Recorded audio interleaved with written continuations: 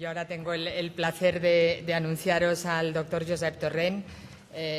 Josep Torrent fue pues muchos de vosotros conoceréis que existe una Agencia Europea de Medicamentos, que existe un comité de medicamentos huérfanos en la Agencia Europea de Medicamentos, y Josep Torrent fue el primer presidente de ese comité de huérfanos cuando se creó en el seno de la Agencia Europea hace ya muchos años. Y desde entonces sigue siendo un referente para todos los que nos dedicamos a la investigación sobre enfermedades raras o poco frecuentes. Sigue siendo un referente en el Comité de Medicamentos Huérfanos de la Agencia Europea, del que sigue siendo miembro, aunque, como todos, tenemos dobles gorros, y él en su diapositiva ya pone que está en el Hospital de San Pablo. Josep Torrent, muchas gracias por venir, cuando quieras. Bien. Gracias, buenos días a todos. Gracias, Cristina. Ya veis que somos amigos, hemos trabajado muchos años con la doctora Bendaño juntos en el Ministerio también de Sanidad, desde el año 93, creo contar, ¿no?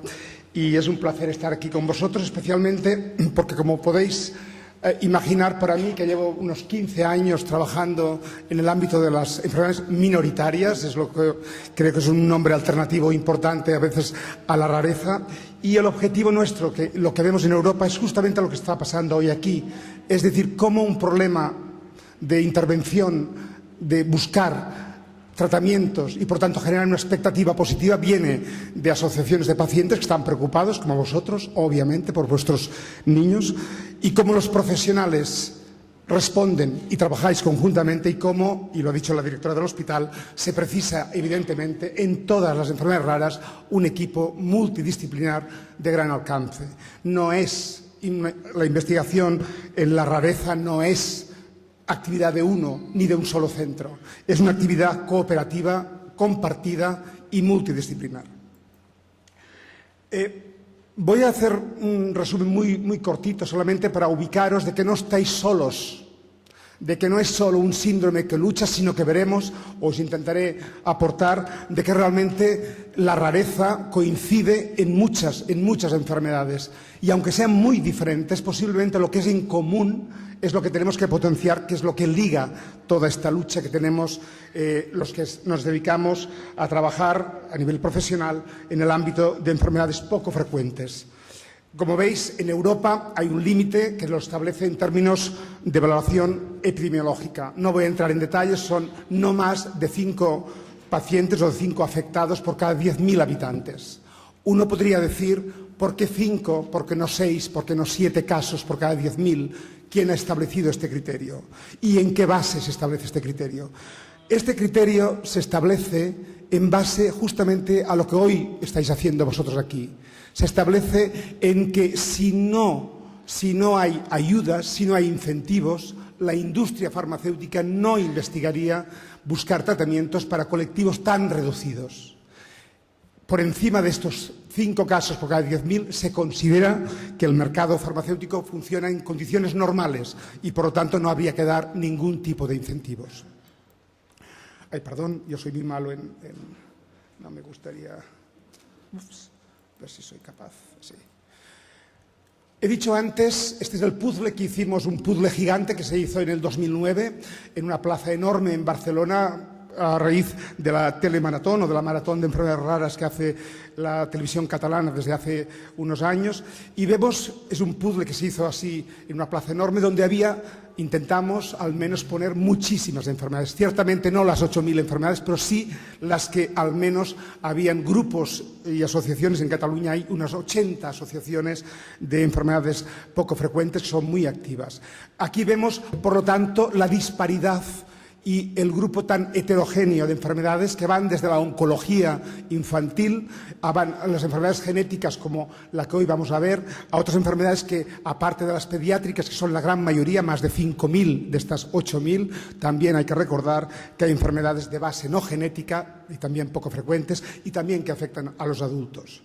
Dentro de las neuromusculares, neurodegenerativas, neurometabólicas, se ve donde hay los niños donde tienen afectaciones a veces cognitivas, conductuales, con todo el cortejo clínico, y Angelman es como no, es un exponente más de este tipo de enfermedades que siempre son complejas y no fáciles de investigar ni de manejar en el sentido clínico y de buscar este cuidado y esta atención para la salud. Para la salud, que además es desde la perspectiva europea, que es en el comité que yo trabajo, siempre lo hemos aglutinado en un aspecto integrador. Aconsejamos a los países miembros que instalen políticas nacionales, políticas también regionales de salud, donde integren no solo el aspecto sanitario y de salud, que es crucial, sino también el aspecto social y el aspecto educativo, para hacer un abordaje más multidisciplinar, si cabe, y mucho más integrador. Nadie sabe tampoco, y aquí son unos datos estimativos, de estas 8.000 enfermedades, cuántos afectados potencialmente podría haber en el conjunto del territorio de la Unión Europea o en España, o en mi caso, que yo trabajo en Cataluña, las estimaciones que hemos hecho en Cataluña. Son datos estimativos, pero en cualquier caso ponen de manifiesto que es una lucha importante en términos de salud pública y sobre todo que no estamos solos, sino que compartimos estas dificultades y también, me gustaría decir, estas esperanzas con un grupo muy amplio de afectados y que sufren precisamente por lo mismo. De hecho, nadie quiere ser un huérfano en términos de lo que hoy estamos hablando. Huérfano quiere decir aquel medicamento que va destinado a tratar estas enfermedades minoritarias o poco frecuentes. Desde luego, es una política europea que está basada en la política norteamericana, en la FDA, y que sigue un modelo, por tanto, muy internacional, aunque hay criterios que son de cada uno de los territorios.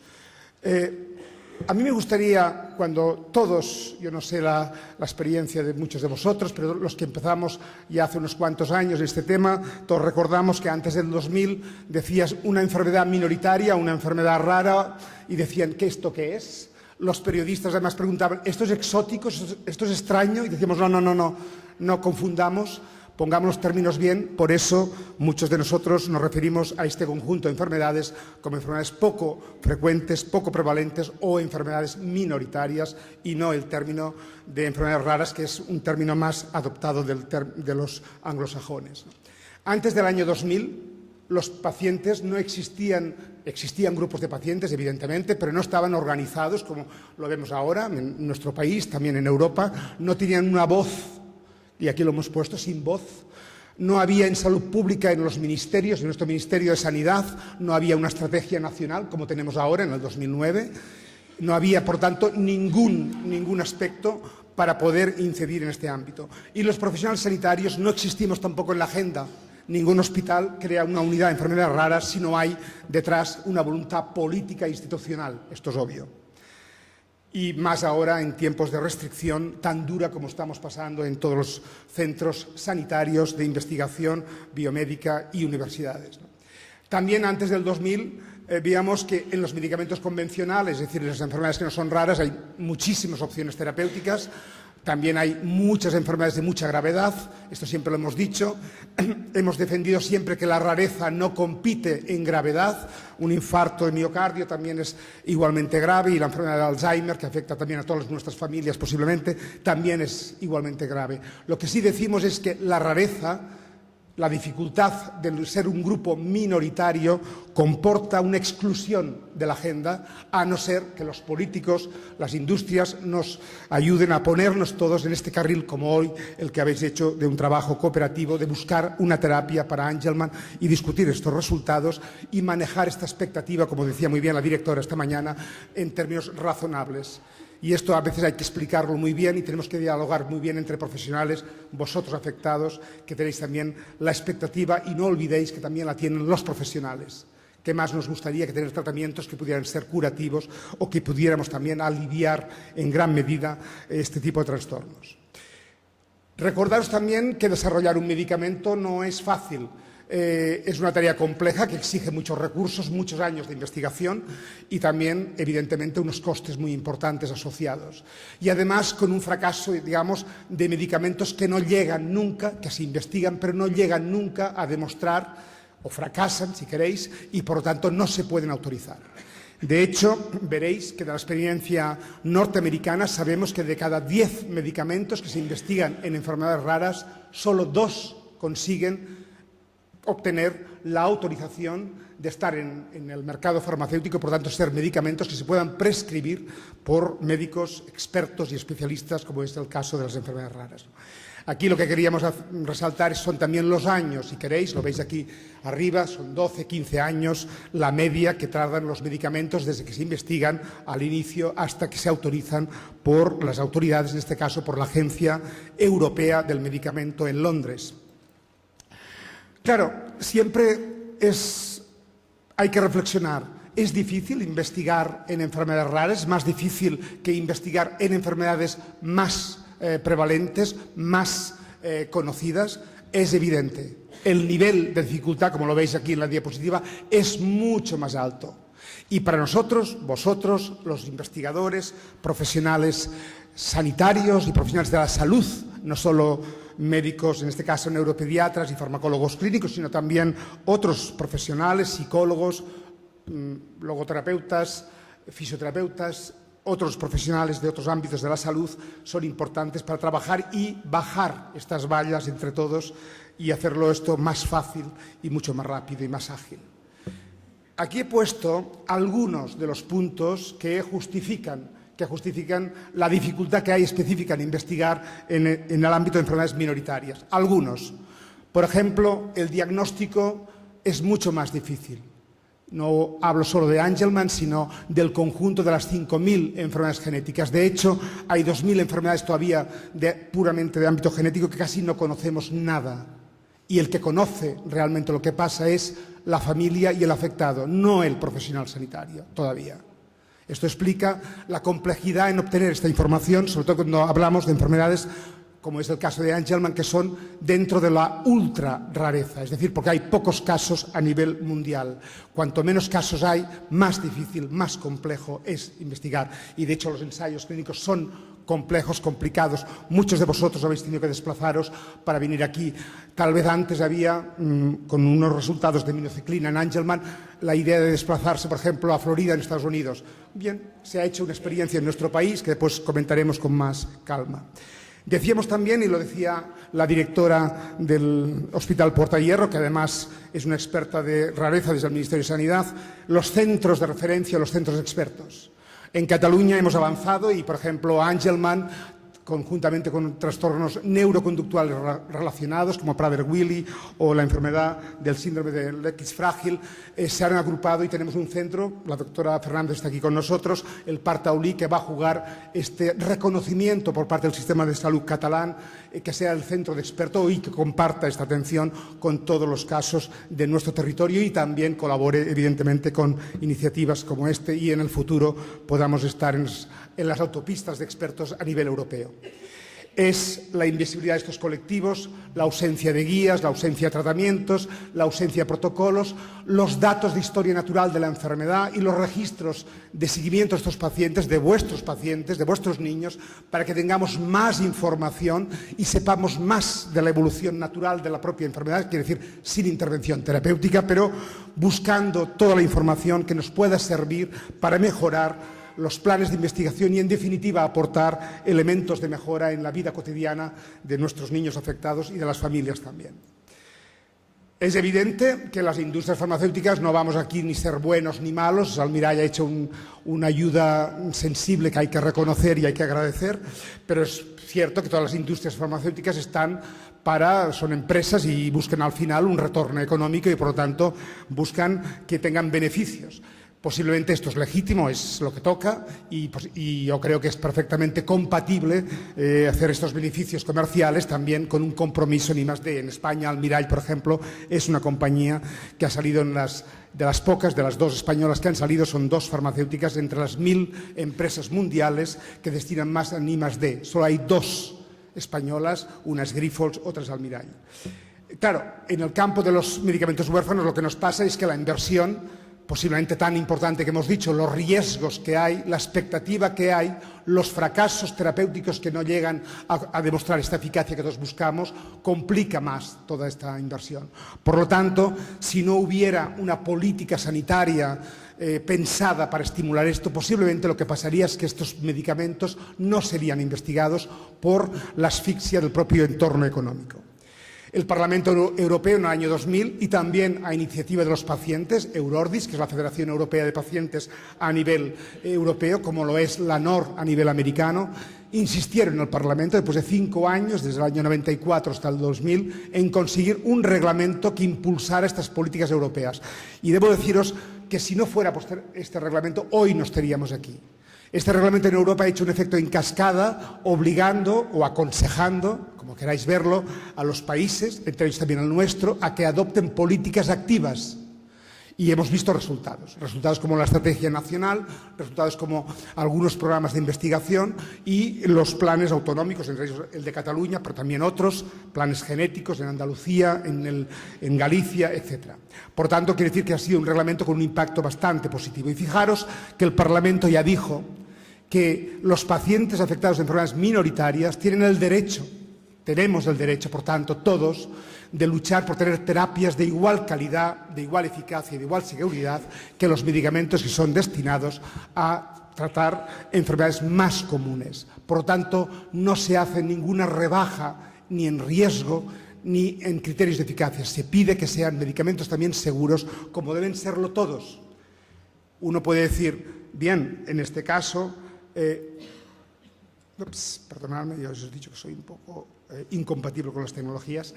En este caso, desde Europa se crean varias estructuras, no voy a explicarlas todas. Se crea el comité, que es el que yo he tenido el honor de presidir desde su inicio hasta el 2007, y con grupos importantes de profesionales, pero fijaros también con 3 pacientes que tienen voz y voto en un comité europeo, que es la primera vez que pasa en la agenda de salud en el campo del medicamento en toda la Unión Europea.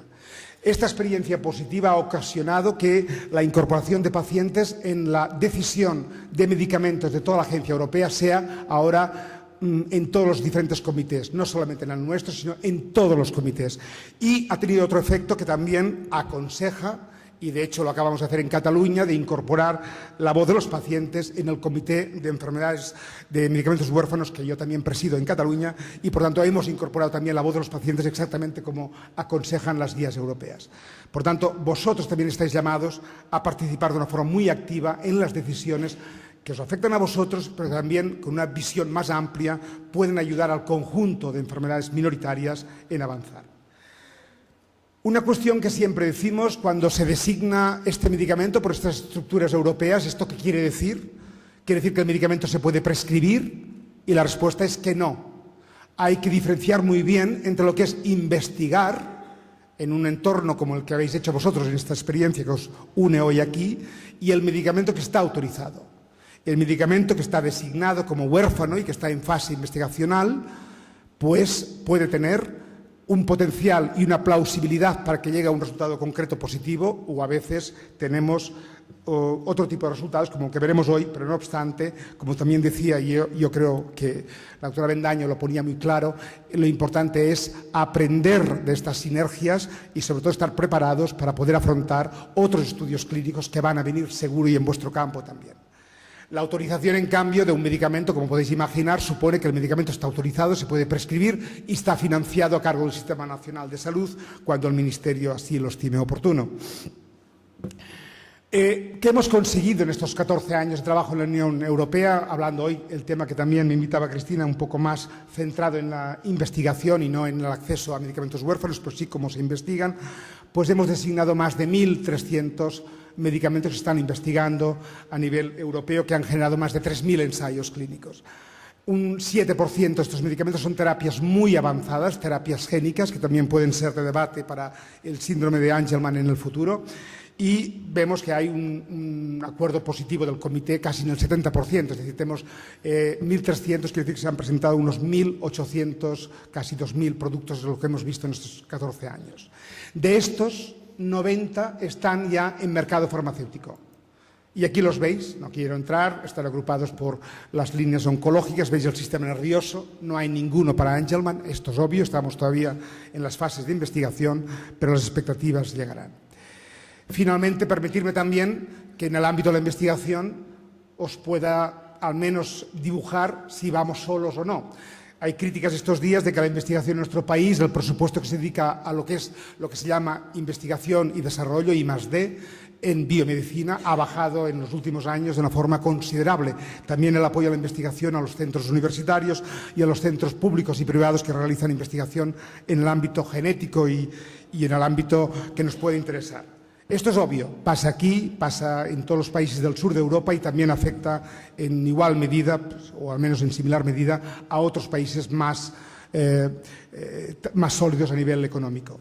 Por tanto, estamos en un marco muy restrictivo y bastante duro para todos los profesionales y también para los pacientes, donde es difícil en este contexto hacer crecer políticas. No obstante, yo creo que a pesar de esta rigidez y dureza de los presupuestos que tenemos de todo el país, yo creo que no hay que perder la mirada en trabajar para lo positivo y levantar nuevos caminos para estar preparados para el futuro. No obstante, me gustaría, en esta fase final de mi intervención con vosotros, el decir que desde la política europea y la política internacional no solo vemos un reverso, en nuestro país y otros países vamos un poco, como he dicho, mal en investigación, mal en reemplazo de profesionales sanitarios, mal en tener buenos investigadores y cuidados y con unos sueldos que sean y con unos contratos que sean decentes y aceptables y no como si fuéramos todos becarios trabajando de una forma descontrolada y, sobre todo, con una agenda que permita aportar todos los avances a los ciudadanos y a la población en general. Delante de este escenario sí que hay un compromiso potente, y me gustaría decirlo así, yo formo parte de este comité, y es la unión entre la Unión Europea, valga la redundancia, entre Estados Unidos, Canadá, Australia y ahora se están sumando otras iniciativas de otros países con la idea de que para el año 2020 tengamos un diagnóstico genético para la gran mayoría de estas enfermedades, no para todas, pero para la gran mayoría, y tengamos 200 nuevas terapias. Hemos dicho antes que tenemos hasta ahora 90 y el objetivo es, por tanto, doblar estas terapias para avanzar más. Fijarse, esto es una diapositiva que intenta solamente explicar lo que conocemos, que es esta parte del iceberg que se ve, los genes que ahora mismo estamos conociendo, y fijarse después también lo que no conocemos. Más de 1.500 enfermedades y todavía unos 3.000 genes que están pendientes de identificar. Una cosa que nos preocupa es que, antes lo he dicho, hemos designado muchos cientos de medicamentos, pero tenemos pocos autorizados. 1.300 comparándolo con 90. Algo nos pasa aquí. ¿Podríamos hacer algo más para acelerar esta investigación? Pues esta será otra gran prioridad de este programa, que en estos años va a invertir casi 1.000 millones de euros en los 7 años de programa. Finalmente, deciros, y el ejemplo que vais a ver también hoy es ilustrativo, es que todo lo que pretendemos es acercar desde la investigación más básica y más experimental lo antes posible, acercar estos resultados en salud para que devuelvan a nuestros pacientes esta esperanza y esta expectativa y esta mejora en su calidad de vida. Evidentemente que esto implica un abordaje muy translacional, desde la investigación más preclínica hasta la más clínica y la más terapéutica, pero fijarse que es importante el punto intermedio. Si para enfermedades muy desconocidas no tenemos historias naturales bien hechas, registros bien hechos, nos costará mucho más adelantar en este sentido. Finalmente, yo, soy del Barcelona, esto es obvio, si veis estas... y perdonadme, esto sí que no lo puedo cambiar, esto viene del club fútbol, esto sí que debe ser genético también.